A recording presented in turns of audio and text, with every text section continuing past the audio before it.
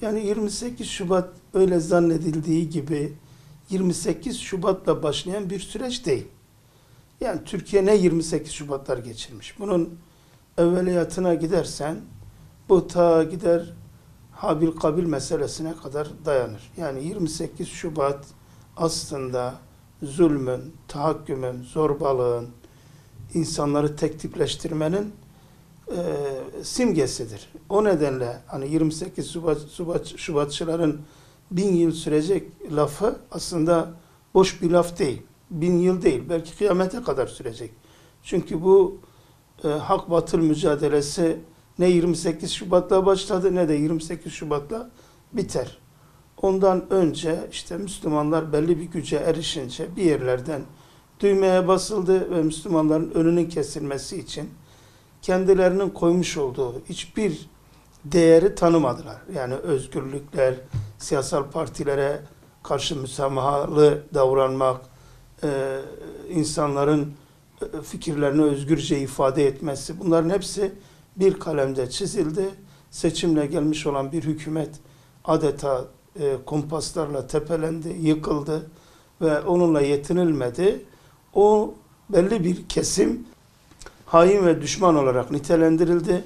Çok yoğun bir biçimde fişlemeler yapıldı. Öyle bir duruma dönüştürüldü ki, cadı avına dönüştürüldü. İnsanlar neredeyse diplomalarındaki İmam Hatip'i sildirmek için çaba içine girdiler. İmam Hatipliler bir bakıma lanetli bir konuma düşürdüler. Her yerden uzaklaştırıldılar. Her alanda fişlemeler oldu.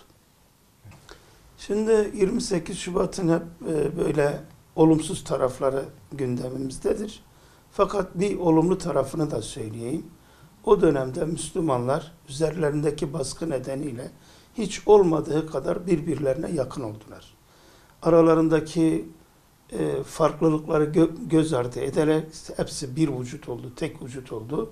Hiç unutmam, dergâhtan abideye kadar, yani bu çok uzun bir mesafedir, en az 5-6 kilometre vardır, el ele zincirlerimiz oldu. Ve o günkü o baskılarda polis memurlarını görüyorduk. İnançlı çocuklar üstlerinin emirleriyle baskı altında kardeşlerimizi topluyorlardı. İçlerinde kendi eşleri de vardı, bacıları da vardı. Yani kerhen yürütülen bir süreçti. Tabanda karşılığı yoktu. Devlet kademelerinin önemli bir kısmı da buna muhalifti. Ama bir yerden bir emir alınmıştı. Şiddet ve baskı uygulanıyordu. İnsanlar işlerini kaybetmemek için o zalimlerin, o diktatörlerin, o barbarca uygulamalarına alet oluyorlardı. Çok dindar insan, dindar insanlara zulmetmek zorunda kaldı. O dönemde bizim en yoğun yaşadığımız hemen hemen her cuma bir el ele zinciri, bir protesto eylemi olurdu cuma namazından sonra. O gün biz bilirdik, yani gece biz eve gelemeyeceğiz. Onlar akşama kadar toplarlardı, işte otobüslerle götürürlerdi. Bunlar adliyeye gelirdi. Bizim gibi avukat arkadaşlar da beraber onların savunmalarına, müdafalarına, tahliyeleri için mücadeleye girişirdik. Gece 12, 1, 2'lere kadar, çünkü sayı çok fazlaydı. İlgili ilgisiz herkesi topluyorlardı. Yani adam mesela diyelim ki kalabalığın içinde alkolik bir adamdır. Onun da tutup getiriyorlardı. Doldurup adliyelere getiriyorlardı. Ondan sonra bırakılıyordu o insanlar. Tabii yıpranıyordu insanlar o süreç içerisinde. Fişleniyorlardı. Eziyet görüyorlardı. Aileleri peşine düşüyordu. Bu nerededir? Acaba başına ne gelecek? Böyle endişeler yaşanıyordu. Yani benim en çok o 28 Şubat'tan o sırada benim en çok hayretime giden, zoruma giden süreç içerisinde dindar insanların duruşunu bozmaları. Yani kendinin makamını koruma adına hiç bir tavır göstermemeleri. Tamamen onların ağzıyla konuşanlar, onlar gibi davrananlar. Yani biz tanıyoruz, bu geçmişte böyle değildi. Ama sırf bilmiyorum artık ne kadar haklı olabilir. Diyelim ki makamını kaybetmemek adına, hani işini kaybedecek olsa bir dereceye kadar anlarsın. Ama adam bir müdürlüğünü, bir müdür mavinliğini, bir baş tabipliğini, bir bilmem başka bir mevkisini işte ilahiyattaysa hocalığı kaybetmemek adına zulme alet oluyorlardı. Bu da bize çok ağır geliyordu o dönemde. 28 Şubat hiç bitmedi ve bitmez. Mevzi olarak bazı bölgelerde, bazı yerlerde şiddetini azaltmış olabilir. Mesela hani şair Arif Nihat Asya'nın bir sözü var. Ebu Leheb öldü diyorlar ya Muhammed. Ebu Leheb ölmedi. Ebu Cehil kıtalar dolaşıyor. Bu anlamda bizim coğrafyamız hala Ebu Cehillerin kontrolü altında. Daha dün Mısır'da 9 kardeşimiz hunharca şehit edildi. Yani Türkiye'de evet bir kesime yönelik, bazı insanlara yönelik 28 Şubat'ın etkisi azalmış olabilir. Hatta bazılarında bu başka şekle, ranta da dönüşmüş olabilir. Ama bazıları için 28 Şubat bütün şiddetiyle, vahametiyle, ağırlığıyla, zorbalığıyla sürüyor. O gün fi sebilillah mücadele eden, taviz vermeyen insanlar hala bunun zulmü altında, zorbalığı altında eziliyorlar. Ama mesela uzlaşmacı tavır takınan, mesela o dönemin bizim unutamadığımız ve bu ay içinde şehadet yıl dönümünü, 40. şehadet yıl dönümünü andığımız Şehit Metin'in katilleri bir uzlaşma sonucu Ebu Cehil'le uzlaşmış gibi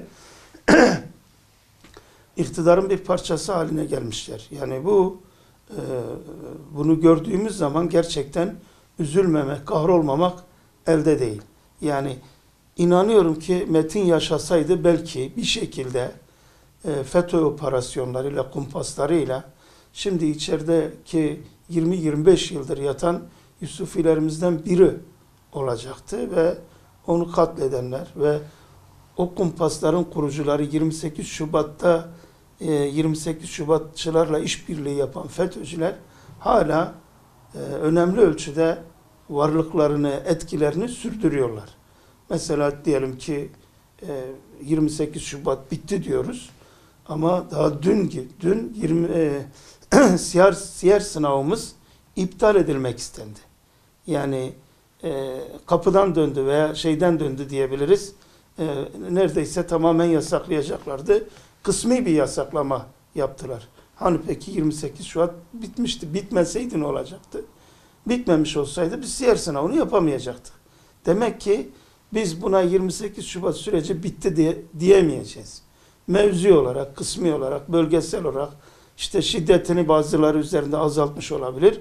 Bazıları yönünden de olduğu gibi devam ediyor.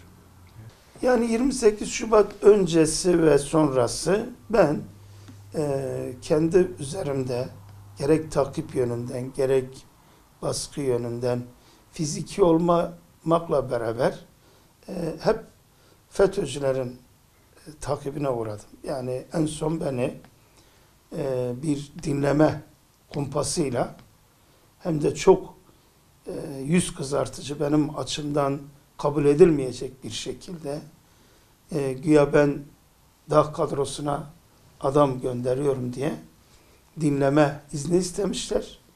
Başkasının ismiyle benim telefonumu dinlemişlerdi. Eğer 17-25 Aralık olayı olmasaydı, o mağlubiyet yaşanmasaydı ben böyle ilgisiz, alakasız bir suçlamadan dolayı muhtemelen mesleğimden edinecektim. Terörist olarak yargılanacaktım. Bu kumpas, diğer bütün kumpasların açığa çıkması vesilesiyle ortaya çıktı ve anladım ki adamlar beni 8,5 ay telefonla dinlemişler. Artık ne kadar fiziki takip yaptılar onları da bilemiyorum.